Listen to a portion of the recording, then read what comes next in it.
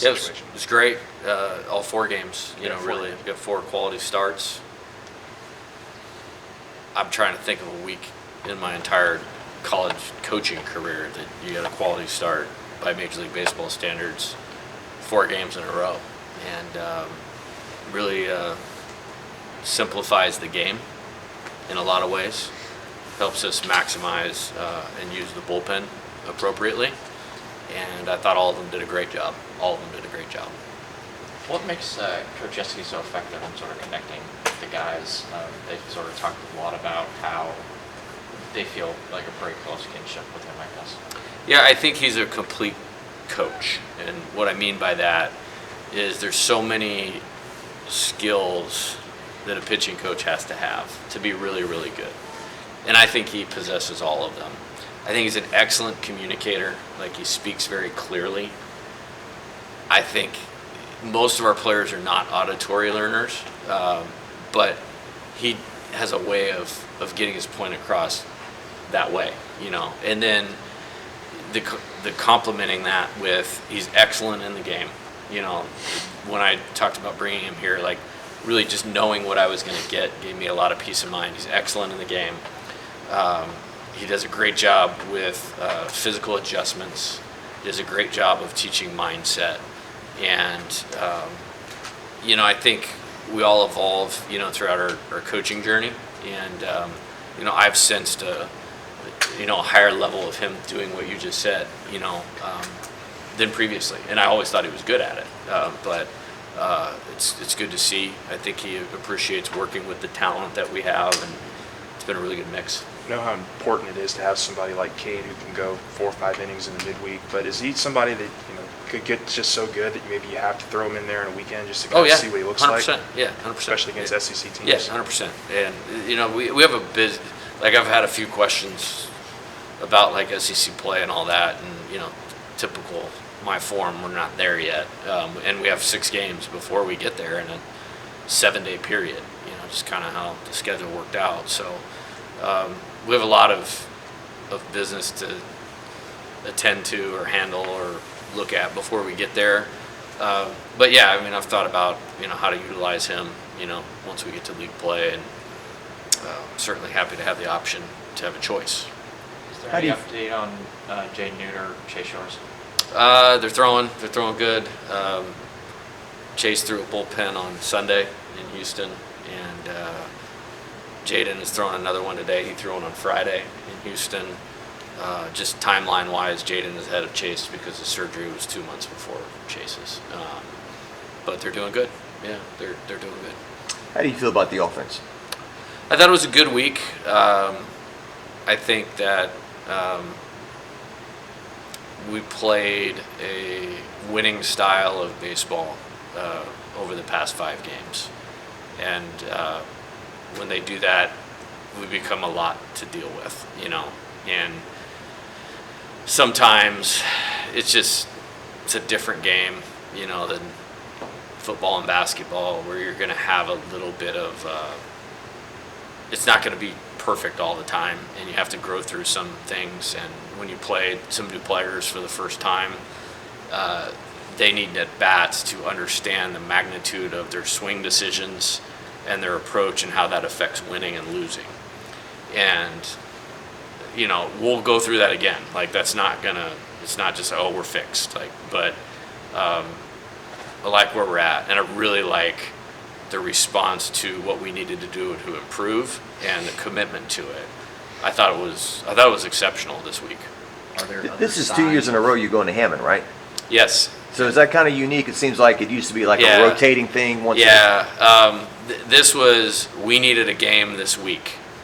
They needed a game this week. This happened late. This happened like in October, actually, right before we publicized the schedule. This was actually the 56th game added to the schedule, and I like playing them. I like playing teams with a new coach because there's usually a really positive energy about the first year if handled right. And I know they brought in some good players, and I feel like they were going to win a lot of games, and so far so good. They're playing really well right now. So it kind of happened like that. It wasn't like, hey, we want to go there. Now, I will say last year we played there in May, and I remember this very vividly. Like, we're in the middle of the SEC, and I think we had just swept 2 series in a row, and we're in the outfield before the game. I said, hey, guys, turn around and look at this. This is, like, really cool. Like, this is pretty awesome. So, like, let's get after it tonight. And so I think it's sold out already, and it'd be awesome going over there. I like that it's close, too. I do like that. You mentioned Jake Brown the other day. Yeah. What do you see from him? So I think he's great. I've used this term before with a couple of the players, and I think there's like 4 of them in that freshman class. They're like what I would call wheelhouse players for me. Like, I could look at him and I can point at him and go, I know he's going to be successful here. And he's got a lot of growing and learning to do, and yet he's still positively impacting winning just about every time he steps on the field. And that's awesome. And I mean, the sky is the limit for him, and what a high ceiling. And he's just made up of the right stuff too. And like, you can coach him the way you need to coach him for him to improve. And he's tough and competitive and athletic, and so couldn't be happier he's here. The rotation in the outfield, you guys are still doing the thing where maybe a guy sits every game. I mean, is that something you feel like you can roll with the rest of the season if need be, or do you kind of want to settle in on it? No, I don't want to. I want to do what we need to do that day to win. And it's at a. Why not if you're at a place like this? If you're at a place like this, you can have more than 9 good players. I think I wouldn't be doing my job, developing them or developing our team, if I wasn't utilizing all of their abilities. And it's still, even trying to do that, there's guys that want to play more, and it's not nothing to do with them. It's just kind of where the makeup of the team is at right now. And so I don't feel like we're boxed into anything. I mean, Tommy is going to play. And, obviously some other guys are doing some great things, I could go around 14 or 15 guys and tell you a bunch of things that I'm pleased with all of them.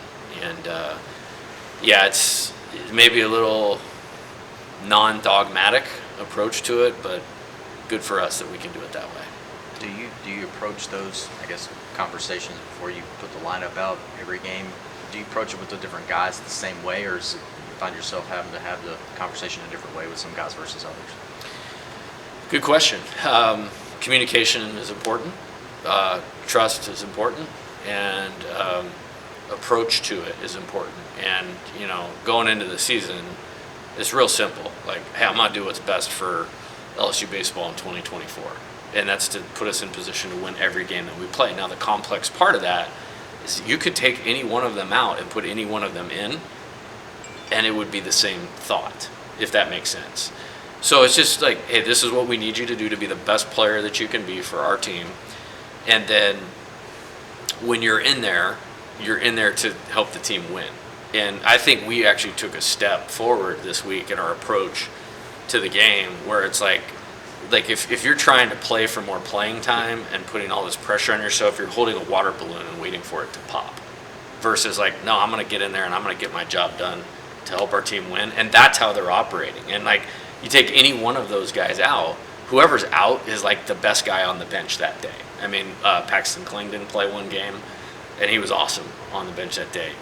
Mac didn't play Sunday. He was awesome on the bench. Jake Brown is standing right next to me when he's not in the game. Josh Pearson is an Omaha hero. He hasn't started a couple games. So it's been good. I really applaud the players for their mindset and their maturity, and they're the only people's thoughts that matter, because if their thoughts are right, they're going to be ready when their opportunity comes. So do you guys place a lot of value in quote unquote pitch hitting? Is that like a role that you guys talk about a lot? Yeah, for sure. And we've been really good so far. This team is like, guys are staying ready to go. I mentioned Coach McMillan, our strength coach. He does a really good job of helping the players understand how they need to stay activated physically. Myself, Coach Wanaka, Jamie will help them stay ready mentally, try to get out ahead of where this might be, where the spot is. And then sometimes it's like, hey man, go. I mean, we've had a couple of those this year, and guys have come through, so it's been pretty cool. With Javen Coleman, did you get to talk to him? You said you wanted to talk to him about, potentially moving, I guess, back to the bullpen, or at least throwing out a bullpen as a reliever. What did that conversation sort of go like, and what does the sort of outlook look like for the rest of the season? Yeah, I thought he was great. He got a little tired at the end of the game on Sunday, but I thought he was exceptional. And yeah, I don't think he won't pitch tomorrow. Obviously, I don't think I would bring him in the game Friday, just to let him get rebooted. But yeah, I'm pretty excited about being able to use him in a variety of roles. Coach Jess and I had a conversation this morning about that. I think the good news for us is he's come out of the pen and done well. He started and done well, and I just want him to impact winning, and that's what he wants to do too. I mean, he really wanted to come in that game on Saturday night, for that last hitter, but I was happy that Justin just got the last guy out. And then, so what we did on Sunday was we sent him down there. He didn't throw until we were going to get him up to go. He was coming in the leadoff hitter when we got around to that spot again, and it was probably 4 hitters before he was good to go. So, and I thought he was great. I mean, we had the similar to Saturday night. We had the lead. They they got 3 runs, kind of took the momentum back. We came in and scored immediately, which was awesome. Christian came in, did a great job, and then when we put him in the game, it was like the game was over. And to win at the level we want to win at, the bullpen is more important than the starters. Period. That's hard for everybody to get their head around, but it is an absolute truth. The best teams win close games at the end, and that's entirely to do with your bullpen. And with him moving forward, is just making sure that he gets enough, I guess, warm-up time to really just get his body ready, that extra time, almost like a starter routine before he comes to the game. Yep, and that's why it's important to go this is when you're coming in the game. And so I told him, if you're good to go on Sunday, we're going to get you started, and then you're going in the game here. And then it worked out for us because we actually turned the double play.